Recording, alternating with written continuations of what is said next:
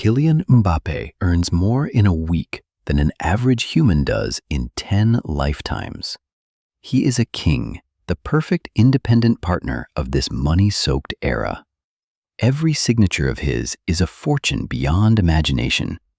But you might not know that 30 years ago, even the greatest geniuses on earth were just livestock owned and caged by their clubs. In that world, the word freedom didn't exist. To rip up these slave contracts, one man sacrificed his entire life. He sent every player after him to heaven while he remained in hell. He traded his own bankruptcy for the rebirth of an entire industry. Today's millionaires walk past him without a single glance. His name is Jean-Marc Bosman. Welcome to the most tragic destiny rewrite in football history. This isn't just a legal rule, it's the story of a man crushed by time. 1990, Liège, Belgium. Life moved like an old pendulum. 25-year-old Bosman was at a crossroads. He wasn't a genius, he was a diligent, mid-tier midfielder. He sweated on the pitch just for a stable paycheck. He trained, earned, and saved. Back then, players were elite blue-collar workers. He dreamed of buying a house with a garden for his family through hard work. He believed life would get better if he tried. But a cruel rule existed: the retain and transfer system. It meant even if your contract expired, you still belonged to the club. As long as they didn't let go, you went nowhere. You weren't free, you were a registered asset. Bosman wanted to join Dunkirk in France for better pay and conditions. But Liège demanded an extortionate $1 million transfer fee. For an ordinary player out of contract, it was a total dead end. To force him to surrender, the club slashed his salary by 75%, from thousands a month to a sum that couldn't even cover a mortgage. At that moment, Bosman realized his dignity as a worker was being stripped away. Most would have surrendered, but this ordinary Belgian had a deep streak of defiance. He found a young, ambitious lawyer named Missen and decided to challenge the entire system. He wanted control of the ball back. It was professional suicide. He sued the club, the FA, and UEFA. He wanted to prove that players were humans with the right to work freely, just like any doctor or lawyer. Legal gears turned, but Bosman's career stopped dead. The entire European football world blacklisted him. No team hired a troublemaker who sued his boss. He was exiled during his prime 5 years. The battle lasted 5 years. He sold his house and car, ending up in his parents' garage. The legs he once used for scoring were now used for manual labor or standing in line for tiny welfare checks. December 15, 1995. Luxembourg. The European court dropped a bombshell that destroyed the old order. The judge ruled, Bosman wins.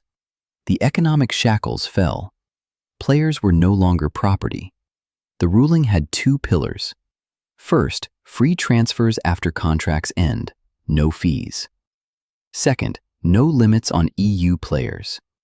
Freedom rushed in like a flood breaking through long-closed gates. The first impact was lethal. Talent factories like Ajax were gutted. Giant clubs realized they could now take anyone they wanted by offering astronomical wages instead of paying fees. Transfer fees exploded as players gained bargaining power. No longer servants, they became €100 million partners. Bosman pushed the cake from the owner's table to the players' lounge. The super agent class rose. Higher mobility meant higher commissions. Titans like Raiola and Mendes harvested astronomical wealth from Bosman's victory.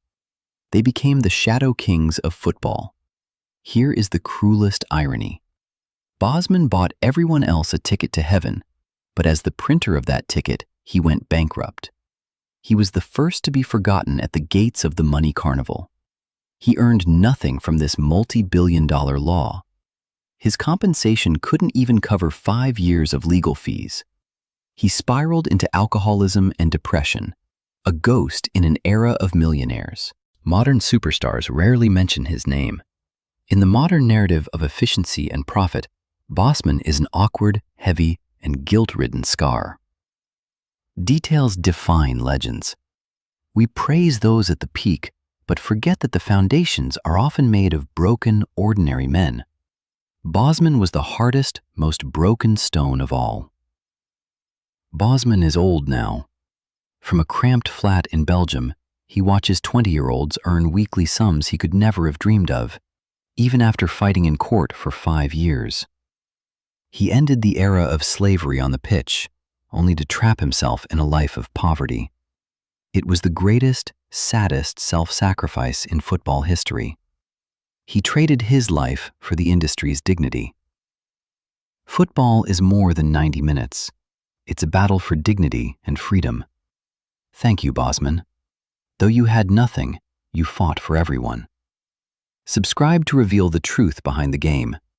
To understand his despair, look at RFC Liège, a typical mid-tier club surviving on player sales, with Bosman as their voiceless commodity.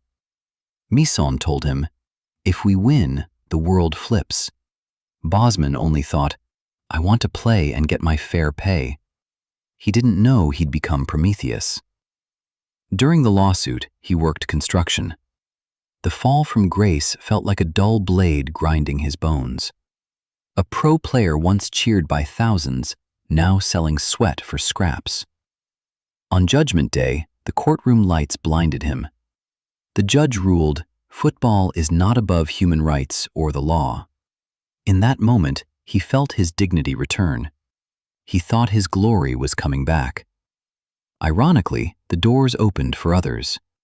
A flood of cheap talent rushed in. A veteran who hadn't played in 5 years was now just obsolete junk.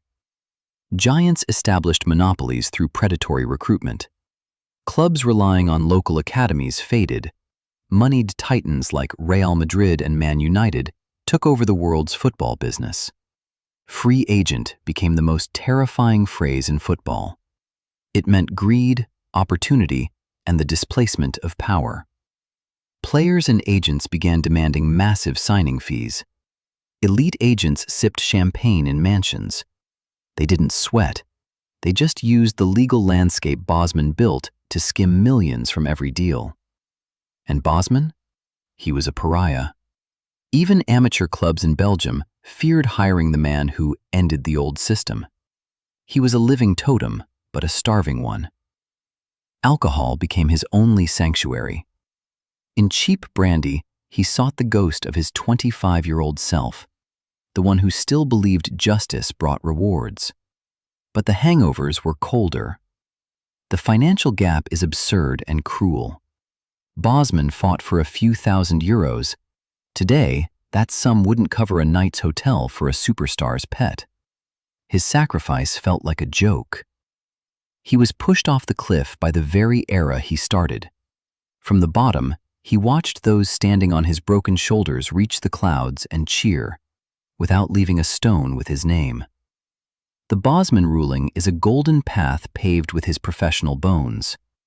Those who follow walk smoothly and wealthy, rarely looking back at the bleeding remains. History is cold. When you see the diamonds sparkling in a player's ear, remember, that's a reflection of Bosman's 5 years of solitude and a lifetime of poverty. No ruin, no luxury. Football history isn't just trophies and champagne. It's forgotten sacrifice. Details decide the guest. Bosman was the bell ringer stoned to death at the mine's entrance. Post-1995, the market exploded. Money flowed like never before, and Bosman was the man who pulled the trigger and was buried in the blast. He ignited prosperity and became dust. Reality is harsh. The winner isn't always the fastest on the pitch. Sometimes the winner is in the VIP lounge, and the loser is in the welfare line.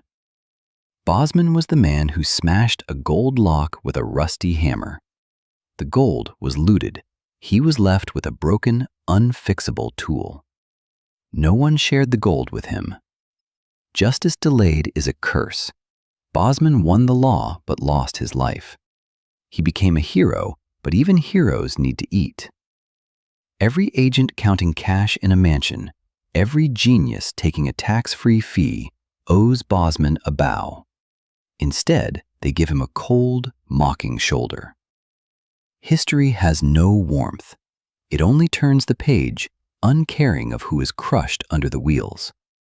To Bosman, the TV doesn't show a game, it shows his stolen life. Details define legends.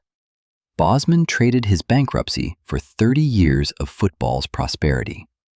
Without those 5 years, football would still be in the Middle Ages. When the next 200 million transfer happens, remember the old man in the Belgian wind who sacrificed himself for dignity. His name belongs on every trophy's base. The world works in mysterious, unfair ways. Some plant trees, others take shade. Bosman was the one who died in the pit just to plant the tree.